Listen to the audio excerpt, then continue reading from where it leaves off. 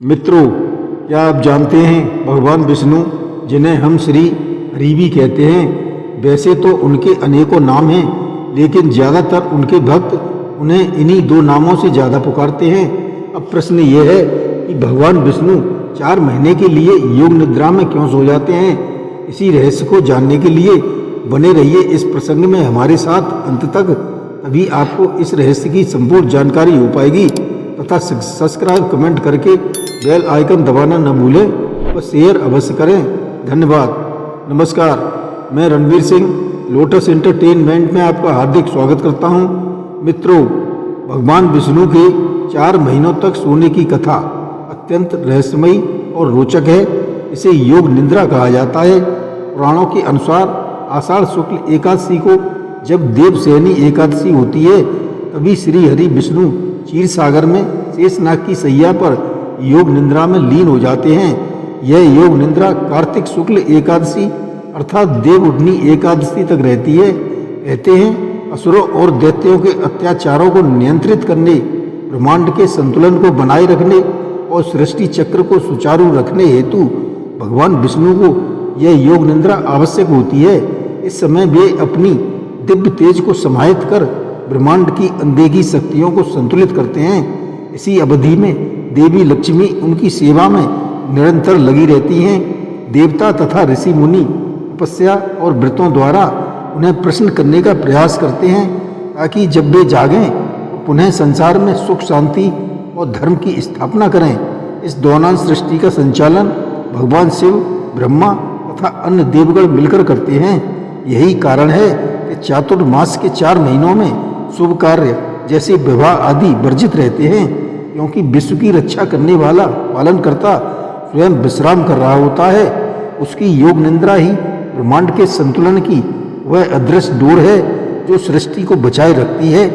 प्राचीन काल की बात है, जब ब्रह्मांड की उत्पत्ति के साथ ही त्रिमूर्ति ब्रह्मा, विष्णु और महेश के कंधों पर सृष्टि के संचालन का भार आ गया था। ब्रह्मा सृष्टि करते थे, शिव संहार करते थे और विष्णु पालन करते थे। परंतु क्या आपने कभी सोचा है कि वही विष्णु जो अनंत ब्रह्मांड के पालन करता है, अचानक वे 4 महीनों के लिए सो क्यों जाते हैं, और वह भी साधारण निद्रा में नहीं, बल्कि ऐसी योग निद्रा में जिसके रहस्यों में सृष्टि का गहनतम विज्ञान और ब्रह्मांड की अदृश्य धड़कनें छिपी हुई हैं।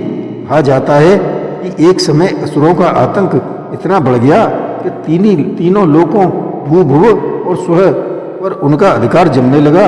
उन्होंने इंद्रदेव को स्वर्ग से निष्कासित कर दिया और देवता की पूजा बंद हो गई। यज्ञ हवन रुक गए। धरती पर अधर्म का अंधकार गहराने लगा। त्राही त्राही मच गई। तब देवता भय और आशंका से व्याकुल होकर क्षीर सागर की ओर भागे, जहाँ भगवान विष्णु शेषनाग की सैया पर शांत मुद्रा में योग निद्रा में लीन थे।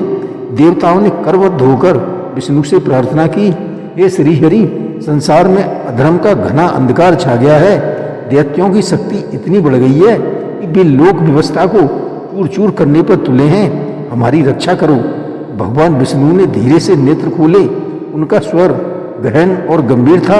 उन्होंने कहा, देवगण, हर युग की अपनी एक लय होती है, किंतु अब समय आ गया है कि मैं अपनी सारी शक्ति को अंतर्मुख करूं। मैं 4 महीने तक योग निद्रा में प्रवेश करूंगा, क्योंकि इस अवधि में ब्रह्मांड की संपूर्ण शक्तियां संतुलित हो जाती हैं, जिन्हें संतुलित करने के लिए मुझे अपनी चेतना भीतर खींचनी होती है। और निश्चिंत रहो, मेरी यह निद्रा जगत के कल्याण के लिए ही होती है। इस बीच तुम्हारे कष्ट हरने का दायित्व भगवान शिव, देवी लक्ष्मी और ब्रह्मा जी को सौंपता हूँ। विष्णु के ये वचन सुनकर देवता तो शांत हुए, परंतु उनके मन में गहन प्रश्न गूंजते रहे कि आखिर विष्णु निद्रा में जाते ही क्यों हैं, और फिर ब्रह्मांड के संतुलन के लिए ही अनिवार्य क्यों हैं। क्षीर सागर जहाँ योग निद्रा लेते हैं, यह कोई साधारण जल निधि नहीं, बल्कि चेतना का महासागर है। पुराणों में कहा गया है कि क्षीर सागर में अनंत दिव्य तरंगें निरंतर कंपन करती रहती हैं। यह कंपन ब्रह्मांड के सूक्ष्मतम ऊर्जा बिंदुओं का केंद्र है, और यहीं पर भगवान विष्णु शेषनाग पर विराजते हैं। शेषनाग स्वयं अनंत ऊर्जा और सृष्टि की आधारशिला के प्रतीक हैं। जिनके सहस्रों फनों से निकलने वाली दिव्य अग्नि ही ब्रह्मांडी ऊर्जा का संतुलन बनाए रखती हैं। जब विष्णु योग निद्रा में प्रवेश करते हैं तब वे अपनी सारी दिव्य शक्तियों, मनोबल, प्राणबल और आत्मबल को भीतर खींच लेते हैं। उनका श्वास मंद हो जाता है और उनके रोम रोम से एक दिव्य ऊर्जा क्षीर सागर में प्रवाहित होती है। यह सूक्ष्म ऊर्जा सृष्टि में व्याप्त नकारात्मक शक्तियों को शिथिल कर देती हैं और कहा जाता है कि यदि भगवान विष्णु 4 माह तक योग निद्रा में न जाएं तो ब्रह्मांड का चक्र संतुलित हो सकता है, ग्रह नक्षत्रों की चाल विकृत हो सकती है, पृथ्वी पर भयानक प्राकृतिक आपदाएं, महामारी, रोग, अकाल फैल सकते हैं। उनकी यह योग निद्रा आषाढ़ शुक्ल एकादशी से प्रारंभ होती है, जिसे देवशयनी एकादशी कहा जाता है, और कार्तिक शुक्ल एकादशी यानी देव उठनी एकादशी तक रहती है। इसी 4 मास की अवधि को चातुर्मास कहा जाता है, जो केवल विष्णु के विश्राम का समय नहीं बल्कि समस्त ब्रह्मांड के ऊर्जा संतुलन, ग्रहों की चाल, प्रकृति की लय और जीवन के सूक्ष्म रहस्यों की पुनर्संरचना का काल होता है। और यह वही योग निद्रा है जिसमें श्री हरि संसार की अनदेखी शक्तियों को नियंत्रित करते हुए सृष्टि की डोर को टूटने से बचाए रखते हैं, जिससे यह रहस्य और भी गहरा हो जाता है कि विष्णु का शयन वास्तव में जगत के लिए सबसे बड़ी जागरूकता है। 4 महीनों तक देवी लक्ष्मी स्वयं भगवान विष्णु की सेवा में निरंतर लगी रहती हैं और अपने कोमल हाथों से श्री हरि के चरण दबाती हैं और मधुर भजन गाती हैं, जिससे क्षीर सागर की लहरियां भी जैसे ताल में झूमने लगती हैं। शास्त्रों में कहा गया है कि जब विष्णु योग निद्रा में होते हैं तब पृथ्वी पर विवाह, गृह प्रवेश, नूतन कार्य जैसे शुभ कार्य कर्म वर्जित माने जाते हैं, क्योंकि पालनकर्ता स्वयं अपनी चेतना को अंतर्मुख करके सृष्टि की अदृश्य शक्तियों को संतुलित करने में लीन होते हैं। यदि ऐसे समय में कोई बड़ा कार्य किया जाए तो उसका परिणाम स्थिर नहीं रहता।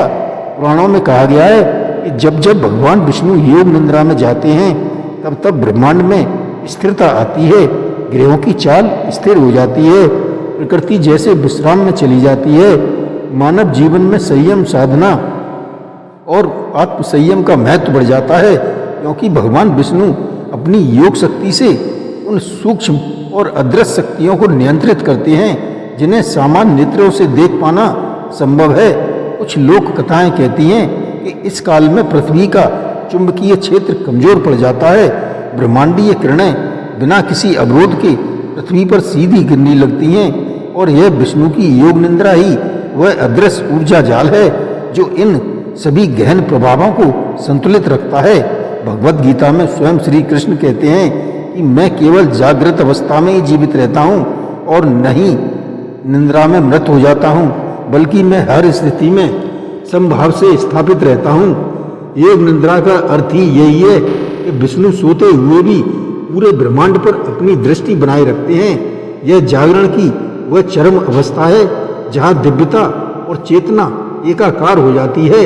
स्कंद पुराण में वर्णित कथा के अनुसार जब दैत्यराज बलि ने अपने अद्वितीय पराक्रम और तपोबल से तीनों लोकों पर विजय पा ली थी, तब देवगण भय और चिंता से व्याकुल होकर क्षीर सागर पहुंचे, जहां भगवान विष्णु शेषनाग की सैया पर गहन योग निद्रा में लीन थे। तब देवताओं ने करबद्ध होकर माता लक्ष्मी से प्रार्थना की और कहा, हे माता श्री हरि को जागृत कीजिए, क्योंकि दैत्यराज बलि अपने अपार बल और अभिमान के कारण समस्त लोगों को निगल जाने पर तुला है।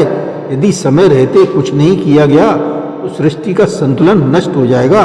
लक्ष्मी जी ने तब अपने कर कमलों से श्री हरि के चरणों को कोमलता से दबाना प्रारंभ किया और मधुर गीतों की स्वर लहरियां क्षीर सागर में फैल गईं, जिनकी दिव्यता से स्वयं लहरें मोहित हो उठी। तब भगवान विष्णु ने अपने नेत्र खोले और मंद मुस्कान के साथ बोले, हे देवी, असुर राज बलि का उद्धार मेरी निद्रा में ही होगा, तभी अधर्म का उन्मूलन होगा। और हुआ भी वही। जब भगवान विष्णु ने वामन अवतार लेकर एक छोटे ब्राह्मण बालक के रूप में दैत्यराज बलि से केवल 3 पग भूमि मांगी, बलि ने हंसते हुए 3 पग भूमि देने का वचन दे दिया। लेकिन जैसे ही वामन रूप से विराट स्वरूप धारण किया, एक पग में पृथ्वी, दूसरे पग में स्वर्ग और तीसरे पग में पाताल लोक भी नाप लिया और राजा बलि को पराजित कर पाताल भेज दिया, जिससे सृष्टि में पुनः धर्म की स्थापना हो गई। अब देवताओं ने अनुभव किया कि भगवान विष्णु की योग निद्रा केवल शांति या विश्राम का प्रतीक नहीं, बल्कि सृष्टि के संहार और कल्याण का माध्यम भी है। इस बात को विज्ञान ने भी स्वीकार किया है कि वर्षा ऋतु और शरद ऋतु के बीच का यह समय एक प्रकार का संक्रमण काल होता है, जब पर्यावरणीय स्थितियां असंतुलित होती हैं, रोगों का प्रकोप बढ़ जाता है। और यही कारण है प्राचीन ऋषियों ने चातुर्मास का विधान बनाया है, ताकि लोग इस समय संयम साधना और ऊर्जा का संचय करें। त्रेता युग के समय की बात है, जब सृष्टि के गहरे रहस्यों को समझने के लिए समय के देवता काल पुरुष गंभीर चिंता के साथ क्षीर सागर पहुंचे, जहां भगवान विष्णु अपनी योग निद्रा में लीन थे। तब लक्ष्मी ने चिंतित होकर पूछा, हे काल पुरुष, तुम इतने व्याकुल क्यों हो? तब काल पुरुष ने कहा, माता, समय का प्रभाव असंतुलित हो गया है, ऋतुएं अपनी गति खो रही हैं, मनुष्य लोभ और मोह में फंसकर धर्म से दूर होते जा रहे हैं। अगर ऐसा ही रहा तो सृष्टि का संतुलन नष्ट हो जाएगा। यह सुनकर लक्ष्मी ने भगवान विष्णु के कानों में धीरे से कहा और श्री हरि ने अपनी योग निद्रा की गहराई से उत्तर दिया, हे कालपुरुष, मेरी निद्रा ही समाधान है। मेरी चेतना 4 महीने तक ब्रह्मांड में सूक्ष्म तरंगे भेजेगी, जिसमें समय पुनः अपनी लय प्राप्त करेगा। अतः बेफिक्र रहो। अब कालपुरुष ने क्षीर सागर की परिक्रमा की और श्री हरि के चरणों में प्रणाम कर अंतर ध्यान हो गया। इस प्रकार पद्म पुराण में वर्णन आता है कि एक बार देव गंधर्व तुम्बूर ने श्री हरि के सामने दिव्य बीड़ा वादन किया, जबकि विष्णु योग निद्रा में ही थे। तुम्बूर ने गाया, हे विष्णु, आपकी निद्रा भी जगत का संचालन करती है। आप विश्राम में रहते हुए भी सबको गति जानते हैं। तभी क्षीर सागर में शंखनाद और विष्णु ने नेत्र खोले और कहा, तुम्हारे संगीत की ध्वनि मेरी निद्रा में गूंजती है, इसलिए योग निद्रा के समय संगीत का विशेष महत्व है। इसी कारण चातुर्मास में मंदिरों में विशेष कीर्तन भजन का आयोजन होता है, क्योंकि प्राण कहते हैं, संगीत विष्णु योग निद्राय साधनम। वहीं नागलोक की एक अनसुनी कथा कहती है कि एक बार नागराज वासुकी को स्वप्न आया कि पृथ्वी पर 4 माह तक भीषण काल सर्प दोष उत्पन्न होगा। सूर्य और चंद्र राहु और केतु के बीच में फंस जाएंगे, जिससे पृथ्वी पर महामारी, अकाल और भूकंप जैसे संकट आ सकते हैं। वासुकी दौड़ते हुए क्षीर सागर पहुंचा और शेषनाग से बोला, भैया श्री हरि को जगाओ, सृष्टि संकट में है। तब शेषनाग हंसते हुए बोले, जिसे तुम निद्रा समझ रहे हो वही इस संकट का समाधान है। श्री हरि की योग निद्रा ही राहु केतु के दोष को शांत करेगी। वैसे भी देव उठनी एकादशी को काल सर्प दोष स्वतः ही समाप्त हो जाता है। इसी प्रकार ब्रह्म वैवर्त पुराण में वर्णित है, एक बार ऋषि दुर्वासा, जो सदा क्रोध में रहते थे, क्षीर सागर पहुंचे और देखा कि श्री हरि योग निद्रा में है। ऋषि दुर्वासा बोले, भगवान सृष्टि संकट में है और आप सो रहे हैं, यह तो स्वधर्म का त्याग है। विष्णु ने मंद मुस्कान के साथ नेत्र खोले और कहा, हे दुर्वासा, मेरी यह निद्रा ही धर्म की रक्षा है। इस निद्रा के द्वारा मैं सृष्टि में जाकर अधर्म की जड़ों को काटता हूँ। यहाँ तक कि तुम्हारे क्रोध की ज्वाला भी मेरी निद्रा को शांत करती है। यह सुनकर दुर्वासा को गिलानी हुई। उन्होंने कहा, प्रभु, मैं अनर्थ सोच रहा था, आपकी योग निद्रा ही सृष्टि का ब्रह्म रहस्य है। अभी से दुर्वासा ने चातुर्मास में मौन धारण करना प्रारंभ किया। इसी से चातुर्मास में मौन व्रत का महत्व बढ़ गया। वहीं विष्णु पुराण में एक अत्यंत रहस्यमयी कथा आती है, जिसे शिलावतार की कथा कहते हैं, जहाँ विष्णु ने देवताओं से कहा, मेरी योग निद्रा के 4 महीनों में मेरी चेतना कुछ विशेष शिलाओं में प्रविष्ट हो जाती है, ताकि असुर मेरी शक्तियों का पता न लगा सकें और ब्रह्मांड सुरक्षित रहे। इसी कारण सालग्राम शिला, विष्णुपद शिला और बद्रीनाथ की नीलकंठ शिला को अति पवित्र माना जाता है, क्योंकि कहा गया है कि योग निद्रा के समय विष्णु शिला जीते प्रवसते। यह दिखाता है कि योग निद्रा में केवल भगवान विष्णु की ही नहीं, बल्कि संपूर्ण प्रकृति की घटना है। और गरुड़ पुराण में वर्णन है कि चातुर्मास के समय यमराज का दरबार भी शांत हो जाता है। तब यमराज विष्णु के पास आकर पूछते हैं, प्रभु इन 4 माह में मृत्यु की गति इतनी धीमी क्यों हो जाती है? तब श्री हरि ने बताया, जब मैं योग निद्रा में होता हूँ, सृष्टि का स्पंदन मय कम पड़ जाता है, प्राण वायु स्थिर रहती है, इसलिए जीवन काल बढ़ जाता है, प्राणी अपने कर्म सुधार लेते हैं और तभी से कहा जाता है कि इन 4 महीनों में पुण्य कर्म करने से मृत्यु भी टाली जा सकती है। श्री हरि की योग निद्रा विश्राम नहीं बल्कि एक योग्य क्रिया है। जय श्री कृष्ण।